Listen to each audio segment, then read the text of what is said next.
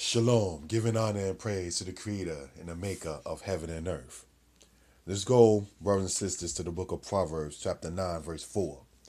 We see, whoso is simple, let him turn in here. As for him that wanteth understanding, she saith unto him, she being wisdom, come, eat of my bread and drink of the wine which I have mingled. Forsake the foolish and live, and go in a way of understanding. He that reproveth a scorner getteth to himself shame, and he that rebuketh a wicked man getteth himself a blot. Reprove not a scorner, lest he hate thee. Rebuke a wise man, and he will love thee. Give instruction to a wise man, and he will be yet wiser. Teach a just man, and he will increase in learning. Now, one of the things I wanted to sit there and point out, brothers and sisters, is that this right here is wisdom speaking. Because it says she. Wisdom in Hebrew is the Hebrew word kakma, which is represented in the feminine. So that's why it says, she saith to him, right? Verse 5. Come, eat of my bread and drink of the wine which I have mingled. That means that you're supposed to take the substance that wisdom is presenting. Let's move on. And it says, forsake the foolish and live, and go in a way of understanding.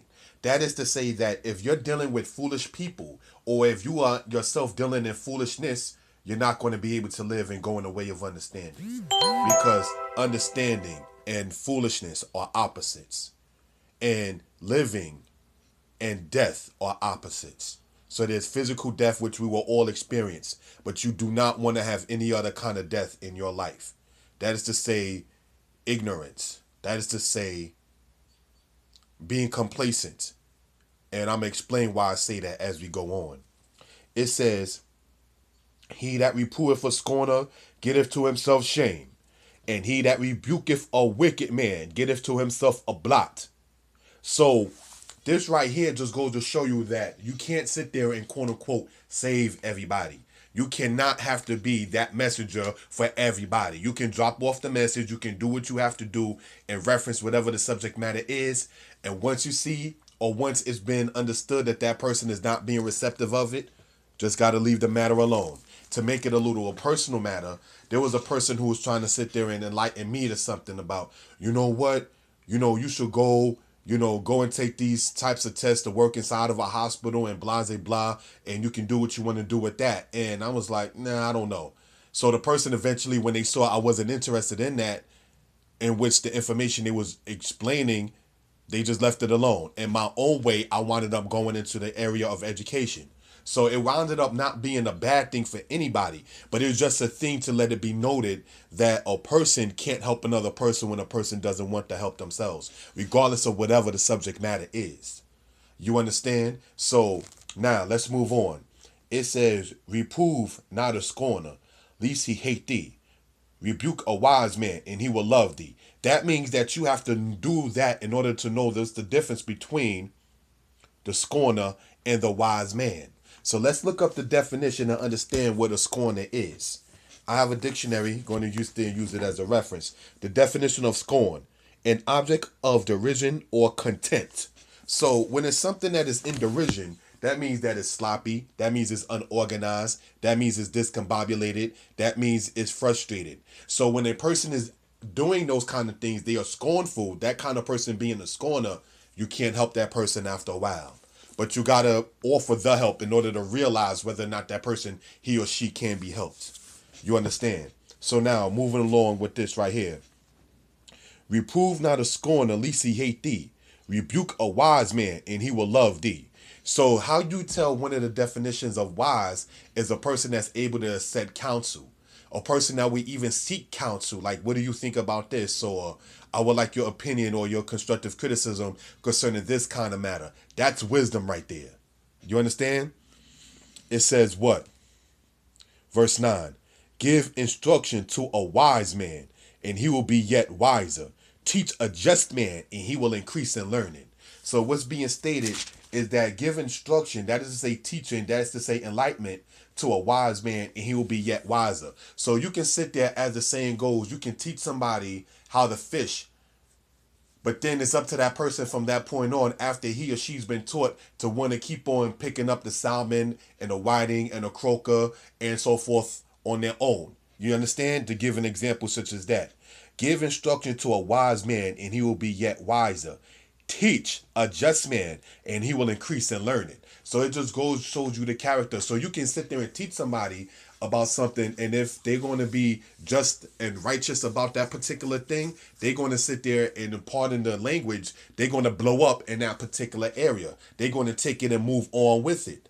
You understand? They're going to be, as the street terminology say, that person's a beast once it comes down to whatever that type of thing is. I have a friend, it's a sister, it's a female friend, and I don't want to call the sister a beast, you understand, so I to make it seem like that, but in the street term, she would be the type of person that is a go-getter, okay, instead of using the term beast for the kind of matter. Once it came down to math, this sister took the Regents in the math test in calculus. When she got to college, she wanted a majoring in math, and she's like a big brainiac once it comes down to the math kind of thing. Now, not to be haughty, me who has certifications in history and everything like that, I try to sit there, okay, now here's some historical stuff. It was like, listen, not really interested in that. Doesn't make you a bad person. But what it says, however, is if I kept on trying to show the sister, even though it's not a bad thing, certain things that I thought would have been helpful to her in history, so forth and so on, I would have gotten myself a block. That would have been making the situation uncomfortable between that particular friend and myself. Now, I mentioned her, and I mentioned the situation with math, because once it comes down to math, I'm not the best at it. So when I was in college, I was wound up taking remedial courses, and I took the bare amount of math that I ever had to take and still get my degree, because that's not my particular passion and my particular favorite subject. So had a person try to push me on to get a degree in math, you would have gotten yourself a blot. You got to know certain kinds of characters of people, like when you read in verse 7. He that reproveth a scorner getteth him to himself shame, and he that rebuketh a wicked man getteth to himself a blot. So you could try to sit there and say, you know what, the math is good and this is that. I was comfortable just getting by with all the other A's and the B pluses in science, in the English, in the history, inside the electives, and was comfortable with me having a C average once it came down to the math. I was comfortable and content with that. So a person would have not been wise to try to push a person who's comfortable being a C average student in a particular subject for a degree in that subject. Just the same, me teaching history inside of a college, I know good and well there's no way I can tell a person who's not into history and pursuing a degree in that kind of subject when they're comfortable being a person who's teaching math inside of a high school right now to this day. You got to know the characters of people. That's the point in all of that presentation right there in that aspect. You understand? Now, let's go on in verse 9. It says, give instruction to a wise man, and he will be yet wiser. Teach a just man, and he will increase in learning. If a person is really about something, you can sit there and drop the seeds.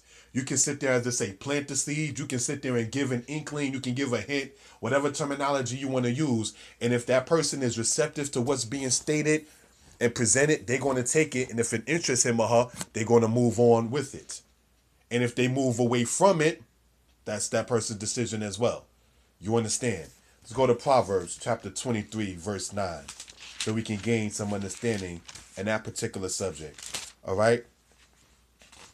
It says the following. Proverbs chapter 23 and verse 9 says, speak not in the ears of the fool, for he will despise the wisdom of your words. This is left on record for a reason. You can't be that messenger to everybody. You can't help everybody. So we're going to read the definition of the word fool. All right. It says fool, a silly or stupid person, one who lacks sense. Another definition, a weak-minded or idiotic person. So what is basically being stated in that definition, and while I'm using that to correlate with the scriptures right here, 23 verse 9, speak not in the ears of a fool. You can sit there and try to tell, not trying to be sexist, a particular, let's just say a female, like, listen, that person that you're seeing and that you're dealing with is not necessarily the best person. You're going to have to, and you deserve better than that. But if that person is a weak-minded or an idiotic person, they're going to be like, what's wrong? As long as I'm not alone, that person, you can't help them after that. If the person wants to run back to their foolishness, you can't run after that person. You understand? Similar situation. Now, if you go with me, brothers and sisters, to Proverbs chapter 7, verse 22, all right? We read the following. It says, he goeth after her straightway. This is speaking about the foolish man who's running after a woman that's not of his caliber. It says, he goeth after her straightway, as an ox goeth to the slaughter, or as a fool to the correction of the stocks. So when it says as a fool to the correction of the stock is the type of thing that's not going to be able to be moved. It's just like a big lump there, like a lump on a log, you might say. A fool who tries to run to correct that thing that's not trying to advance him or herself is going to get himself a blot when you compare the scriptures between Proverbs 7 and when you read in Proverbs chapter 9. So you cannot speak in Proverbs chapter 23 in the ears of the fool because they're going to despise your words. You understand? Now, when you go, brothers and sisters, to the book of Hosea, then we get back in Proverbs, all right? Let's go to Hosea in the scriptures. We're going to go to Hosea chapter 4, verse 17, so we can gain some understanding concerning this kind of matter. And it says the following. Hosea 4:17 says this. Ephraim is joined to idols, let him alone. Now, this is talking about ancient Israel and the idolatry that they was dealing with. They dealing in something that's foolish. Those prophets came and spoke and spoke and spoke and spoke and spoke and spoke, and they just didn't want to sit there and listen. So you can't help somebody after a while. That's why eventually, like we read here in Hosea 4:17, Ephraim is joined to idols. Let him be. That's what he's going to choose to do. You can't sit there and try to save everybody. You understand? That's just what it is with that.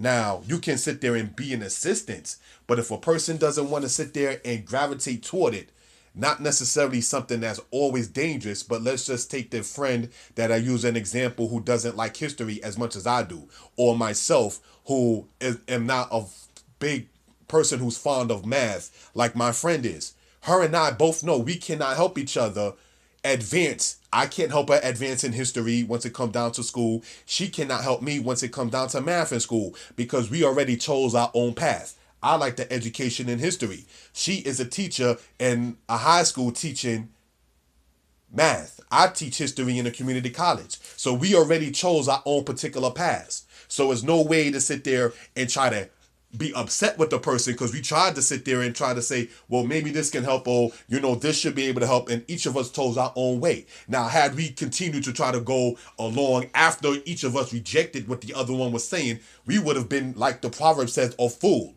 to the correction of stocks. He or she has already made up their own mind. You can't help everybody. That's right there within the scriptures itself. You understand? Now, let's go to Proverbs chapter 26. Verse 4, so we can gain understanding also concerning this kind of matter. And it says this. Answer not a fool according to his folly, lest thou be also like unto him. Answer a fool according to his folly, lest he be wise in his own conceit. So you got to know what these two proverbs right here in Proverbs 26, verse 4 and 5 shows you is you got to be able to sit there and give an answer. But once you sit there and know how the kind of character the person is, from that point on, you already know how to answer that person. So answer not a fool according to his folly. So if you're sitting up there dealing with stupidity, with foolishness and folly, I don't have to sit there and answer you according to that after I see that you are a fool. It says, least thou also be like unto him.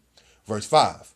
Answer a fool according to his folly. So that means sometimes you might just have to step down to that person's level. Okay, I went there just so you'll understand. One of the things that comes to mind is the lady Lauryn Hill in a song that she did on one of her albums. I'm not going to use the exact wording, but I understand why the lady said it.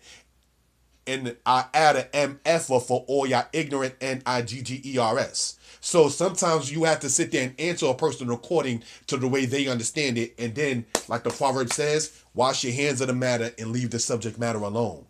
Because he or she is going to be like the stock. And you don't want to be that fool that's trying to keep on running to that correction of that person. Because speak not in the ears of the fool. So once you gave an answer, leave it alone. If a person sees that the answer is logical, but they still want to deal as in verse 4 in their own conceit, just got to leave the matter alone. You already dealt with the matter. Shalom.